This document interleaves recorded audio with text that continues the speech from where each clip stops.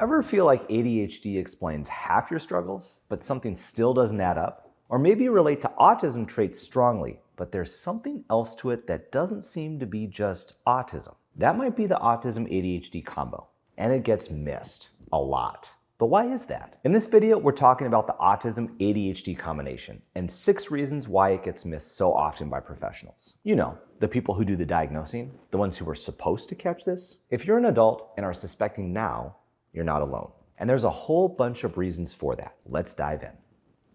The history problem. Here's the thing. The autism ADHD combo wasn't even officially recognized until 2013 with the DSM-5 release. Which means if you grew up before that, like basically all adults right now, what you were experiencing, it wasn't even possible. Imagine being a kid in the 80s and 90s with hyperfocus, sensory overwhelm, and emotional meltdowns. You'd hear, "Pay attention," or "Look me in the eyes when we're talking," or "Try harder to make friends." And if you could do it with immense effort sometimes, everyone thought you were fine. "Yeah, he just needs boundaries," is what parents or teachers used to say. They didn't know the turmoil that was in my head, the stealthy ways I figured out how to stay out of trouble. And they definitely didn't know it was both autism and ADHD, because that wasn't even possible. Doctors, teachers, therapists, all those people who help with noticing neurodivergent traits in kids, they didn't even know this could exist when I was a kid. You either got just the ADHD label or just the autism label, or something else entirely.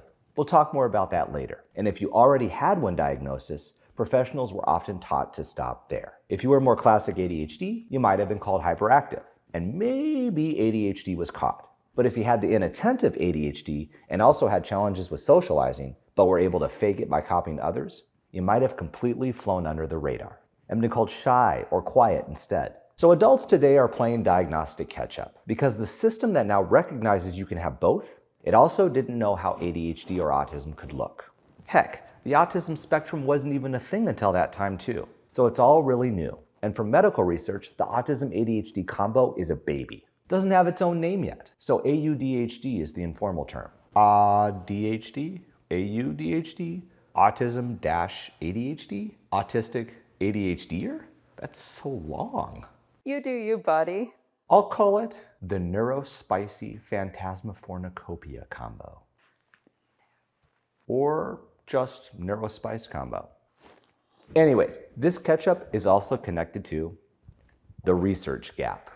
Even now, research on the autism ADHD combination is shockingly sparse. Most autism studies leave ADHD out, and most ADHD studies leave autism out. When you combine them, suddenly there is a lot less research to look at. That's starting to change, especially now that the data is showing how much overlap there really is. It's already shown that around 40% of people with autism also meet the criteria for ADHD. And the opposite is true for ADHDers. And up to 80% of those diagnosed with autism or ADHD have overlapping traits that just miss the diagnostic criteria for the other, but definitely show clear overlaps. The overlap of traits is probably why a lot of ADHDers say, "Hey, I relate to that. I thought that was ADHD." And a lot of autistic people say, I do that too. Isn't that autism? Sometimes it is, sometimes it isn't. And sometimes it is and isn't at the same time. Because what is isn't actually what you thought it was, when it isn't even what isn't what it is you thought it was. Which technically isn't even possible. What's really clear is there is a lot of overlap and not a lot of information yet, especially from research, on what that really looks like. It means that clinicians are often working without solid data. That might mean they lean on stereotypes or whichever traits stand out the most in the moment, which is probably why there's often a diagnosis of either or, but not both. Put them together, and it's a lot less clear for them, and for us as a result. That's why our channel and others that share lived experiences can be helpful. If you're either autistic, ADHD, or both, this learning is a powerful first step to understanding yourself better. Because it's complex, especially with the combination. That's why it can take time to get an official diagnosis these days. Even the experts are still learning. But if you want more of this information in list form, we've got you covered. Grab it in the description. And keep watching our videos here and through our online membership and website. Because knowledge helps, but it's a journey and a process. Especially with that neurospice combo. Or should it be? No.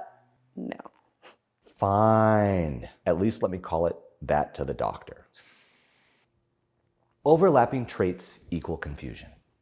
Here's where it gets messy. Both autism and ADHD can include social struggles, inattention, sensory issues, and emotional regulation challenges. So you were a kid that interrupted constantly. Is that because you are impulsive, which is often linked to ADHD? Or are you not recognizing social cues, which is more common for autism? Or is it both? Plus getting distracted from sensory overload, trying to keep up with the fast pace, pulling your brain back from the spiraling thoughts that took you on a mini adventure, and the seam of your sweater digging into your skin through 2 other layers. Yep, that one led to a meltdown. My bad. So when a professional sees these things, they might say, okay, ADHD, and stop there. Or, okay, autism, and stop. But the overlap means the full picture never gets considered. It's like seeing someone with a fever, but not asking if they also have a cough, how their sleep is, whether they have stomach issues, and just saying, I've got some medicine that'll fix that fever. Sure, you fixed part of the problem, but without the context, you're treating the wrong thing. And then you might not even be able to express all of that or even think about it all because, hey, doesn't everyone do that? No, they don't. Wish I would have known that 40 years ago. The mental health detour. And then you have to remember human nature. Professionals tend to reach for what they know.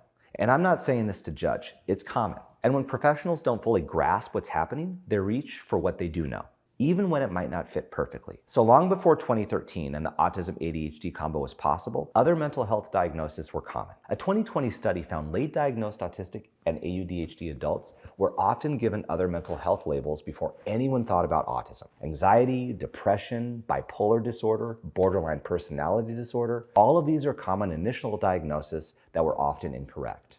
So you end up spending years treating anxiety that never fully goes away, or depression that lifts a little but always comes back. Taking medications and following the instructions of the professionals because surely they know, but still feeling like this doesn't quite explain what's happened for you. Because the root cause of a lot of the other medical and mental health challenges, that neurospice combo of autism and ADHD, that wasn't even on the table until just recently. I mean, that really sounds like anxiety. What about the sharp jolts from the lights? Yeah, those lights aren't actually that bright. So that's your anxiety playing tricks on you. But doc, it's so hot in here. Yeah, only if you're anxious. Executive dysfunction hidden by high performance. And here's a big one that throws almost everyone off. Executive dysfunction. Both autism and ADHD affect executive functioning. I'm talking things like planning, organization, daily tasks, and time management, including how you perceive time. But if someone is high performing, acing exams, doing well at work, looking successful, people assume everything's fine. You might even assume you're fine. What they don't see are the piles of laundry, the overdue bills, the 3 a.m. panic over a forgotten deadline. Being smart doesn't cancel out executive dysfunction. It just hides it better. This is why so many late diagnosed AUDHD adults say things like, but I was in the gifted program. How could I also be neurodivergent? Because nobody told you being smart doesn't mean you don't struggle. It just means you struggle differently, and usually in silence. Or you ignore it, push through, and end up in massive autistic burnout, a thing you didn't even know existed until now. We have way more on that in other videos I'll link below. But the key point, being able to function, being able to succeed, even professionals didn't used to know you could have a family, a career, friends, and also be autistic. Throw into the mix a little bit of that ADHD, and it probably masked a lot, even to yourself. So high performance and success just means you figured out ways to manage. But if you also silently struggled, you're not alone. Hey, I was in a gifted program, and I wonder how many kids in there were neurodivergent too.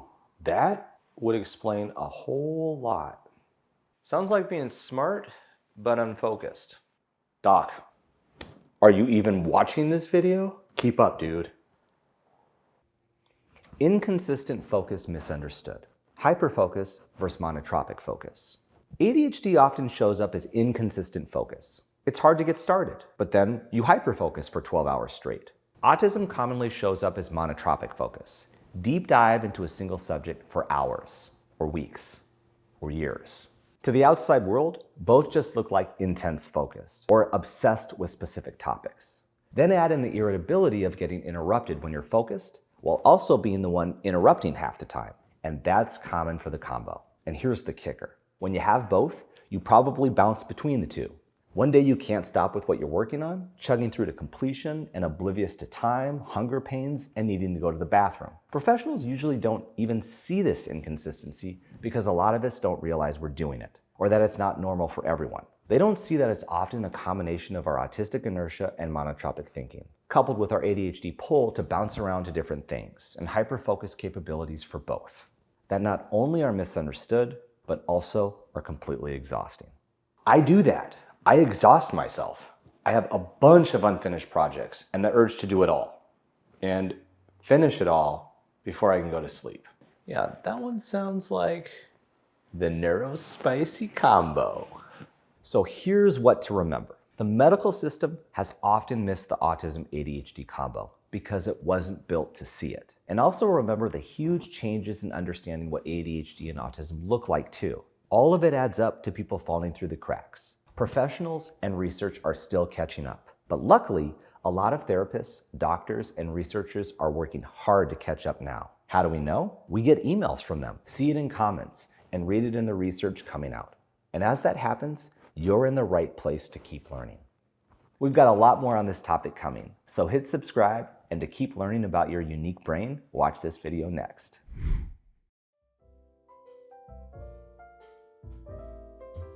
I was in a gifted program with your mom.